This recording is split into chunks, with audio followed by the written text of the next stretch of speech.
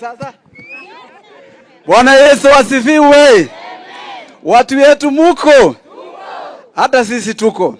Mheshimiwa Rais, tunakushukuru yale yote unafanyia kaunti hii, na vile jana tulitembea na wewe Elgeyo Marakwet, kila mahali ulikuwa unataja maneno ya kuunganisha jamii. Ulikuwa unaongea maneno ya kuunganisha stima, barabara, hospitali, kila kitu. Mheshimiwa Rais, yako umefanya. Hii ingine Mheshimiwa Rais, ya huyu mkora ambaye alisema ati Mheshimiwa Rais hata kuwako 2025 serikali yake itakuwa imeenda.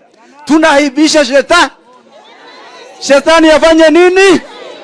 Mtu ya kabila afanye nini?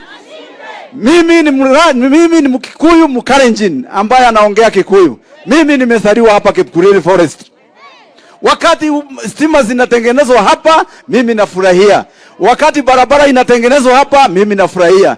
Mheshimiwa Rais, wachana na hawa wenye wanataka kufungia watu kwa nyumba wakisema hawa ni watu yao. Kwani wewe iko na pesa ya kununua watu, unafungia watu mpaka 2027? Jamii ya Wakikuyu hawezi kukubali namna hiyo. Jamii ya Wakikuyu hawezi kuhusiwa uoga. Mheshimiwa Rais, wewe fanya kazi yako. Hii ingine utuachie na Kimani Ichung'wah. Tuzunguze hii mtu kama Marinda.